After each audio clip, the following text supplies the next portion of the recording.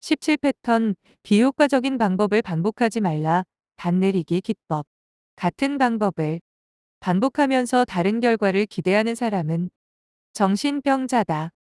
A. 아인슈타인.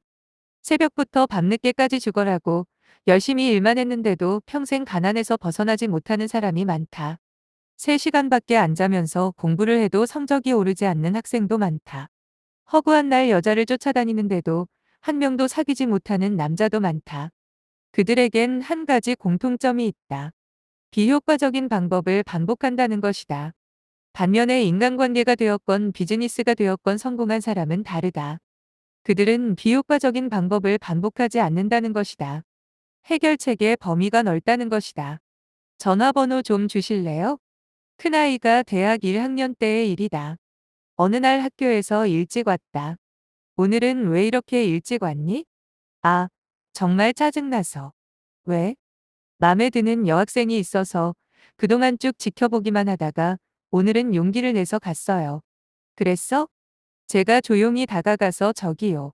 전화번호 좀 주시면 안 될까요? 했더니 그 여학생이 남자친구 있는데 왜 그러세요? 하는 거예요. 너무 창피해서 수업도 빼먹고 일찍 왔어요. 그래서 내가 물었다. 너는 마음에 드는 여학생이 생기면 저기요. 전화번호 좀 주실래요? 그러니? 그러니까 네라고 대답했다. 그래서 다시 물었다. 혹시 그 방법으로 성공한 적이 있니? 그랬더니 아니요라고 해서 다시 물었다. 너는 왜 한 번도 성공하지 못한 그 방법을 반복하니? 방법이 없잖아요. 그래서 얘기해줬다. 너는 앞으로 정말 험난한 삶을 살아야 할 것 같다. 생각해봐라. 목수가 대패 하나만 가지고 집을 짓는 거 봤니? 집을 지으려면 연장이 많아야 될 거 아니니. 작업에 들어가려면 제대로 준비를 했어야지. 아인슈타인이 너를 봤더라면 이렇게 얘기했을 것이다. 뭐라고요? 그래서 얘기해줬다. 같은 방법을 반복하면서 다른 결과를 기대하는 사람은 정신병자다. 정신병자가 되면 안 되겠지? 그러면서 어떤 상황에서건 비효과적인 방법을 반복하는 것이 얼마나 치명적인 문제가 되는지, 그리고 해결책의 범위를 넓히는 것이 얼마나 중요한지 알려주면서 이렇게 얘기해줬다. 아빠가 너에게 해주고 싶은 말은 이거야. 첫째, 연애를 하건 공부를 하건 또 나중에 사업을 하건 결혼해서 부부싸움을 하건 일단 문제가 발생하면 모든 문제에는 반드시 답이 있다고 생각해라.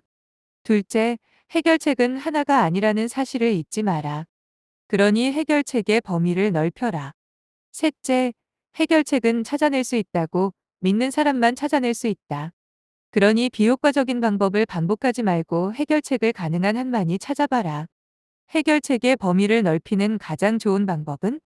그런데 야, 해결책의 범위를 넓히는 것, 인간관계가 되었건 비즈니스가 되었건 정말 중요한 일인데도 아무도 안 가르쳐 주지? 사실 인생에서 정말 중요한 것은 교과서에도 없고 학교에서도 안 가르쳐 준다. 아빠는 그런 걸 학생들에게 가르쳐 주려고 가끔 이런 숙제를 낸다. 로미오와 줄리엣이 죽지 않고 문제를 해결하는 방법 20가지를 찾아내 토요일 밤 12시까지 메일로 보내시오. 또 이런 숙제도 낸다. 길을 지나다가 마음에 드는 이성을 만났을 때 그 사람의 전화번호와 이름을 얻는 방법 10가지 이상을 찾아 토요일 밤 12시까지 제출하시오. 그러면 많은 학생들이 재미있고 기상천외한 아이디어를 제출한다. 아무튼 아빠가 너에게 해주고 싶은 이야기는 이거야. 좋은 아이디어를 만들어내려면 많은 아이디어를 찾아야 하고, 많은 아이디어를 만들어내려면 단내리기 기법, 앵커링 테크닉을 활용하라는 거야. 단내리기 기법 난 아이디어를 생각해낼 때 숫자를 정해놓고 그 숫자 이상의 아이디어를 찾는 방법이다. 정해진 숫자가 기준점이 되기 때문에 막연하게 많은 아이디어를 찾으려 할 때보다 훨씬 많은 아이디어를 낼 수 있다. 한번 생각해보라. 내가 숙제를 낼 때 해결책을 20가지 이상 찾으시오라고 했을 때와 해결책을 가능한 한 많이 찾으시오라고 했을 때 어느 쪽이 더 많은 아이디어를 제시할까? 둘 다 가능한 한 해결책을 많이 만들어내라고 요구했기 때문에 논리적으로는 동일한 요구이다. 하지만 20가지 이상이라고 요구하면 평균 25가지 정도를 찾아낸다. 그런데 가능한 한만이라고 요구하면 평균 5가지 정도를 찾아낸다. 논리적으로 똑같은 요구인데 왜 이렇게 차이가 나는 것일까? 멘탈 셋, 멘틀 셋이 달라지기 때문이다. 다시 말하면 20가지 이상이라는 요구를 받으면 아, 답이 20가지 이상 있다는 말이구나 하고 20을 출발점으로 삼게 된다. 그 결과 평균 25가지의 아이디어를 찾아낸다. 하지만 가능한 한만이라고 하면 출발점이 0이 되기 때문에 평균 5가지 정도로 끝난다. 20가지 이상이라고 숫자를 명시해서 머릿속에 닻을 내려주면 그 숫자를 근거로 해서 답을 찾아내기 때문이다. 숙제부터 하게 만들고 싶다면 성과가 오르지 않을 때 보통 사람들이 흔히 선택하는 길이 있다. 지금까지 해왔던 방법을 반복하는 것이다. 반복하는 것에 그치지 않고 어떤 경우는 더 열심히 한다. 그리고 그 비효과적인 방법을 점점 더 강도 높여서 한다. 아이들을 키울 때도 마찬가지다. 아이가 숙제부터 하고 휴대폰을 갖고 놀았으면 좋겠는데 휴대폰을 갖고 노느라 숙제를 못한다면 여러분은 어떻게 할까? 처음에는 부드럽게 얘기할 것이다. 내일부터는 숙제부터 해라. 다음 날 또 스마트폰을 가지고 놀고 있다면 약간 강도가 높아질 것이다. 내가 분명히 숙제부터 하라고 했지? 빨리 안 꺼? 그 다음 날에도 스마트폰으로 게임을 하고 있다. 그러면 더욱더 강도가 높아질 것이다. 도대체 엄마 말이 말 같지 않니? 빨리 안 꺼? 휴대폰을 콱 부숴버린다. 그러면서 우리는 아이들과 점점 멀어진다. 부모는 진땀을 빼면서 자식을 위해 애를 썼지만 얻는 것은 하나도 없고 아이와 사이만 나빠진다. 정말 슬픈 일이 아닐 수 없다. 하지만 지혜로운 엄마는 다를 것이다. 비효과적인 방법을 반복하기보다는 새로운 해결책을 찾아볼 것이다. 예를 들면 이렇게 말이다. 아, 애들도 지시나 명령을 하면 자유의지가 훼손당했다고 생각해서 반발을 하는구나. 아이 스스로 숙제부터 하겠다고 선언하게 만들 수는 없을까? 맞아. 지시나 명령 대신 질문을 해서 스스로 숙제부터 하겠다고 말하도록 해보면 어떨까? 어느 날 밖에서 돌아오니 아이가 또 휴대폰만 보고 있다. 그래서 또 숙제 안 하고 휴대폰만 보고 있네. 그래. 오늘은 그 게임 끝날 때까지만 재미있게 해라. 이 말에 아이의 겁먹은 표정을 지을 것이다. 그럴 때 이렇게 말해보는 것이다. 다빈아, 우리 다빈이는 내일 학교 갔다 오면 휴대폰 게임부터 해야 할까? 아니면 숙제부터 해야 할까? 그럴 때 이렇게 말하는 아이가 있을까? 엄마, 저는요 뉴턴의 운동 제1법칙, 관성의 법칙에 따라서 내일도 학교 갔다 오면 반드시 휴대폰 게임부터 할래요. 정신적으로 문제가 없는 한 이런 대답을 하지는 않을 것이다. 아이들은 내일 또 게임을 한다. 할지라도 엄마 앞에서는 이렇게 대답할 것이다. 엄마, 내일은 학교 갔다 오면 꼭 숙제부터 할게요. 다음 날 아이는 어느 쪽을 선택할까? 숙제부터 할 가능성이 높다. 엄마가 없는 경우에도 말이다. 왜냐고? 여기에도 심리학적인 근거가 있다. 바로 자기일관성의 원리, 셀프 컨시스턴시 프린시펄 때문이다. 한번 생각해보라. 엄마가 날마다 숙제부터 해. 숙제부터 하라니까. 제발 숙제부터 해. 이렇게 반복한다면 아이들은 어떤 생각이 들까? 그건 엄마 생각이고. 이러지 않을까? 그렇지만 엄마의 질문에 얼떨결에 이렇게 대답을 했다. 엄마, 내일은 학교 갔다 오면 숙제부터 할게요. 그랬다면? 이런 생각이 들 가능성이 높다. 이건 내 생각이고. 사람들은 아무도 없을 때 누구의 생각을 따를까? 당연히 자기의 생각을 따른다. 이게 자기일관성의 원리이다. 지금 할 거야? 밥 먹고 할 거야? 이중속박 기법. 남편에게 설거지나 집안일을 부탁하는 경우도 마찬가지 아닐까? 남편이 설거지를 해줬으면 좋겠다. 이런 생각이 들 때 지혜롭지 못한 아내는 이렇게 접근할 것이다. 처음에는 부드럽게 나올 것이다. 여보, 오늘은 당신이 설거지 좀 해. 남편이 알았어. 할게 이렇게 끝나면 좋겠지만 남편이 싫다고 한다. 여기서 끝날까? 아마도 강도가 약간 세질 것이다. 설거지 좀 해달라고. 싫다고 했잖아. 그럼 강도가 더 세질 것이다. 맞벌이인데 왜 당신은 안 하냐고. 내가 분명히 싫다고 말했지. 그러면 더욱더 강도가 세질 것이다.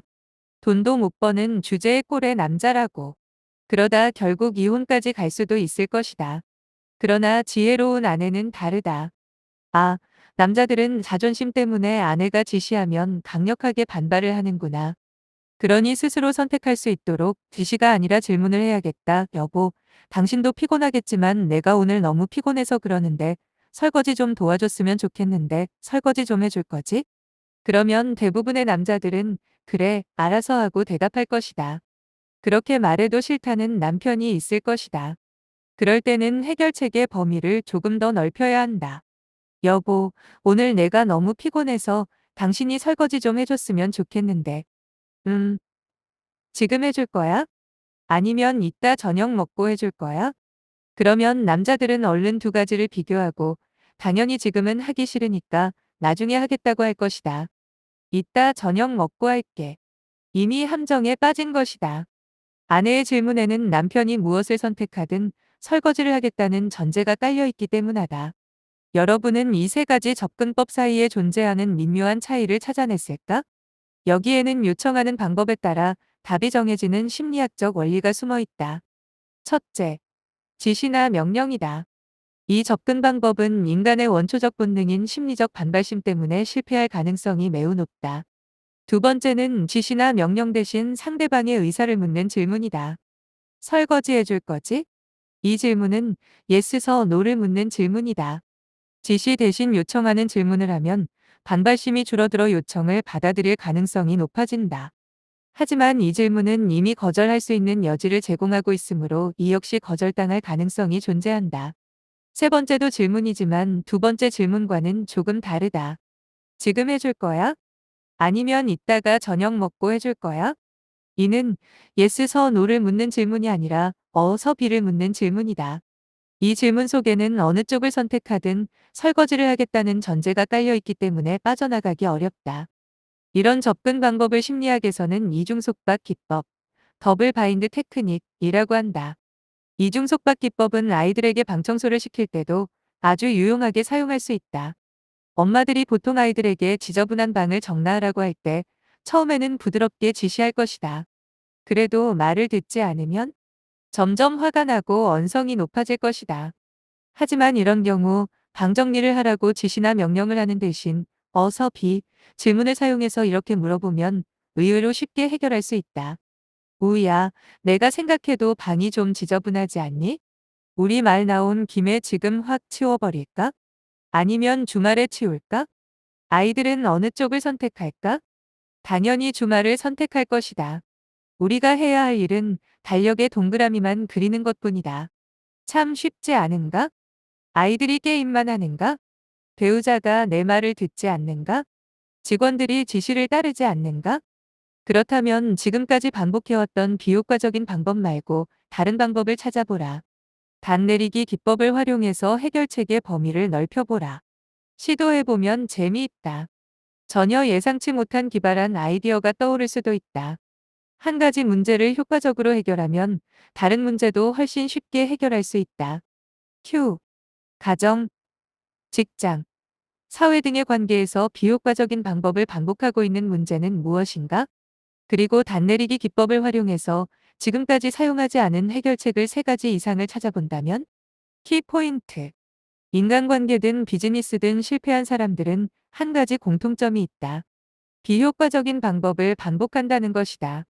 좋은 관계를 유지하고 성공적인 삶을 살고 싶다면 그동안의 비효과적인 패턴에서 벗어나 해결책의 범위를 넓히고 보다 효과적인 해결책을 찾아내야 한다. 당신이 단 하나의 생각을 가지고 있을 때가 가장 위험하다. 2. A. 샤르티에 샵 이민규 교수 샵 명언산책 샵 관계와 소통 샵 심리법칙 샵 1% 행동심리학자 샵 아주대학교 샵 끌리는 사람 샵 표현해야 사랑이다 샵 생각이 각도 샵 발상전환 샵